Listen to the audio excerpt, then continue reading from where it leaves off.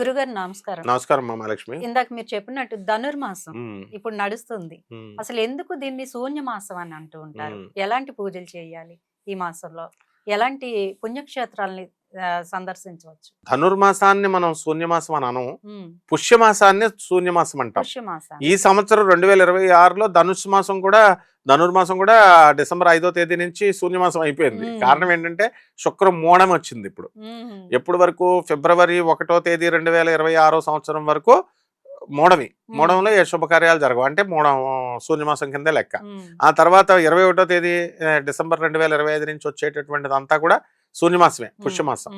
అంటే ఈ యొక్క ధనుర్మాసం అంటే సూర్యుడు మనకి ధనుస్సు రాశిలోకి ఎంటర్ అవుతాడు. అందుకని ధనుస్ సంక్రమణము అంటాం.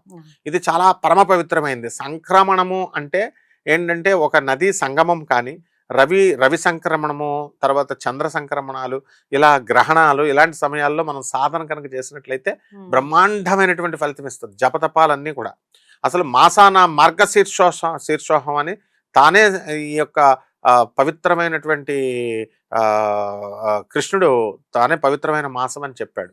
మాసాల్లోకెల్లా మార్గశీర్ష మాసం నేనై ఉన్నాను అన్నాడు. అందువలన ఈ నెలలో చేసేటటువంటి స్నానాలు కానీ, దానాలు కానీ, జపాలు కానీ, పూజలు కానీ, ఉపవాసాలు కానీ, జాగరణలు కానీ, ఇవన్నీ కూడా బ్రహ్మాండమైనటువంటి ఫలితాలను ఇస్తాయన్నమాట. అలాగే మనకి రవి మళ్ళీ మకర సంక్రమణం జనవరి 14 తర్వాత అయిపోతాడు. అప్పుడు కూడా మనకి పుష్యమాసం ఉంటుంది. అయినప్పటికీ కూడా ఈ ధనుర్మాసంలో గోదాదేవి కళ్యాణం చెయ్యాలి. అలాగే ఆళ్వార్ పూజ, ఆండాల్ పూజ చేస్తాము. అలాగే శ్రీరంగనాథుడికి మనకి శ్రీరంగంలో ఏమైందంటే ఈ యొక్క ధనుర్మాసంలోనే ఏమైంది, ఆమె ప్రతిరోజు కూడా శ్రీరంగం టెంపుల్లో ఉన్నటువంటి పూజారి గారికి ఈ గోదాదేవి కూతురు అనమాట. కుమార్తె అయితే ఆ పుష్పాలన్నీ కోసుకొచ్చి పూజారి కూతురికి ఇచ్చేవాడు, పువ్వులు కట్టమని, దండ కట్టమని. ఆ దండ కట్టి ఆమె ఏం చేసేది, ముందు స్వామివారికి సమర్పించే ముందు శబరిలాగా శ్రీరామచంద్రుడికి పళ్ళు తీయగా ఉన్నాయా లేవా అని చూసి బాలేదని ఇసిరేసేది కదా. ఆ విధంగా రుచి చూసి ఆమె ఏం చేసేది, పెట్టేది. అప్పుడు ఈ యొక్క ఈమె దండ వేసేసుకొని పూలదండ బాగుందా లేదా చూసి ఆ స్వామికి బాగుంది, ఇప్పుడు సెట్ అయిందని చెప్పి ఆ తర్వాత వాళ్ళ నాన్న వచ్చినప్పుడు ఏం తెలియనట్టుగా ప్లేట్లో పెట్టి ఇచ్చేసేది. ఈ విధంగా కొన్ని నెలలు, సంవత్సరాలు అయిపోయినాయి. చిన్నప్పటి నుంచి ఈ అమ్మాయి శ్రీరంగనాథుడినే భర్తగా చేసుకోవాలనుకుంది. తర్వాత కొంతకాలానికి ఒక రోజున సడన్ గా తండ్రి చూసేస్తాడు. ఏంటి ఈ అమ్మాయి తల్లో పెట్టుకుని ఇస్తుంది స్వామివారికి, ఎంత అపరాధం చేస్తున్నాం మేము అని చెప్పి చంపలేసుకొని ఆ రోజున బాబోయ్ ఈ అపచారం చేయకూడదని స్వామికి అలంకరించడం మానేస్తాడు ఆ దండని. అప్పుడు శ్రీరంగనాథుడి విగ్రహం ఎప్పుడు నవ్వుతూ చక్కగా ఉండేటటువంటిది చిన్నబోతుంది ముఖం. పోతే అప్పుడు కలలో కనబడి స్వామి ఆ డిఫరెన్స్ ని ఈయన గమనిస్తాడు పూజారి. ఇదేంటి రోజు నవ్వుతూ మహాలక్ష్మి మొహంలాగా ఉండేది, ఇదేంటి రోజు కొంచెం చిన్నబోయింది అని అనుకున్నాడు. అనుకునేసరికి కలలో కనబడి, ఎందుకు మానేసావు నువ్వు అసలు దండ వేయడం నాకు అంటే, మా అమ్మాయి వేసుకుంది స్వామి అందుకని వేయడం మానేశానంటే, మీ అమ్మాయి వేసుకోవడం నాకు ఇష్టమయ్యా బాబు, రోజు అలా చెయ్యి ఇంకా అని చెప్తాడు. అప్పటి నుంచి రోజు శ్రీరంగనాథుడికి వాళ్ళ అమ్మాయి వేసుకున్న దండ తీసుకెళ్లి వేసేవాడు.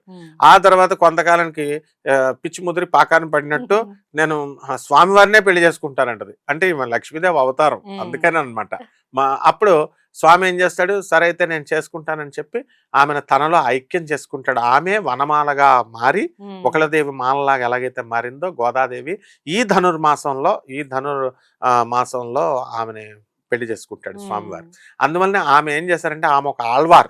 మనకు చాలా మంది ఆళ్వార్లు ఉన్నారు, మధ్వాచార్యులు, రామానుజాచార్యులు, వీళ్ళంతా ఆళ్వార్లు అంటాం. అలా వైష్ణవ ఆళ్వార్లలో ఆ లేడీ ఆళ్వార్, ఈమె ఆడ ఆళ్వార్. అండ్ తిరుప్పావై అని ఒక పుస్తకం రాసింది. ఆ తిరుప్పావైలో 30 పాశురాలు ఉంటాయి.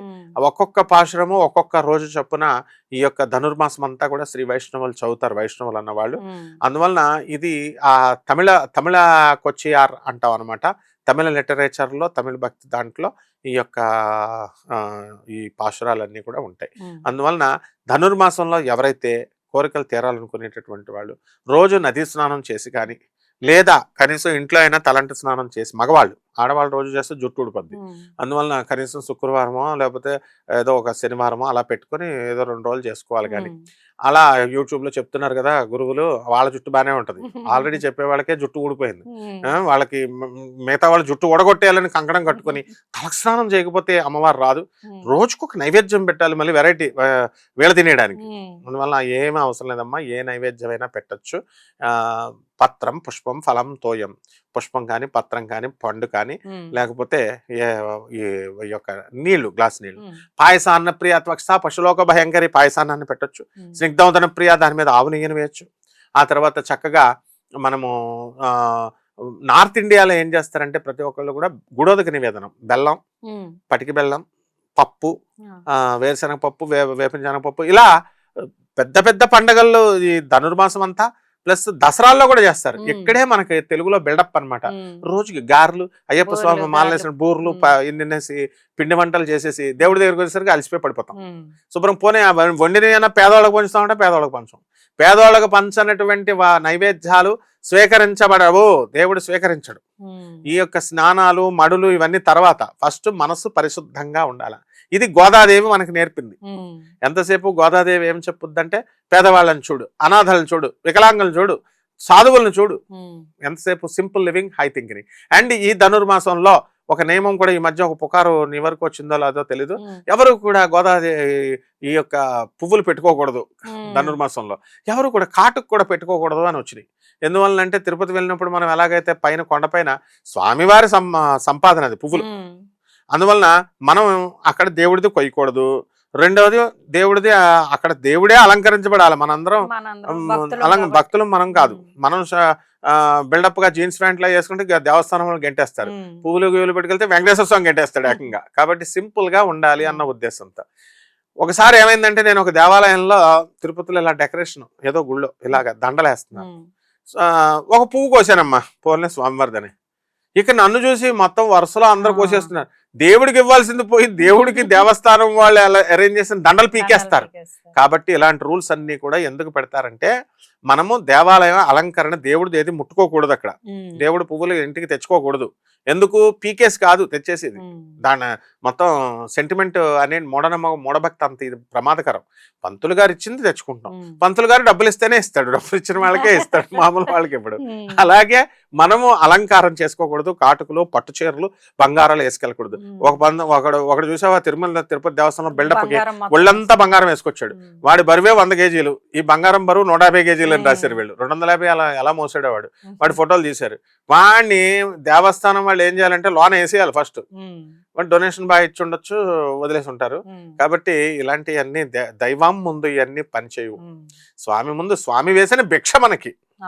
స్వామి దగ్గరికే వెళ్ళి మనం బిల్డప్ ఇస్తే అలా బంగారాలన్నీ ఆయన ముందు చూపిస్తే, అందుకోసం చెప్తారు ధనుర్మాసంలో కూడా. అందుకే కాటుకలు పెట్టుకోకూడదు, పువ్వులు పెట్టుకోకూడదు అని అన్నారు. అంతేగాని ఇది మూఢనమ్మకంలా చేసుకోకూడదు. జనం సింపుల్ గా ఉండి అమ్మవారికి పూజ చేస్తే, శ్రీరంగనాథుడిని, గోదాదేవిని, మన అలివేలు మంగతాయారిని, అమ్మవారిని చేస్తే బ్రహ్మాండంగా మనకి శత్రుపీడలు అన్ని పోయి అంతా మంచి జరుగుతుందమ్మా. చాలా చక్కగా చెప్పారు. ధన్యవాదాలు.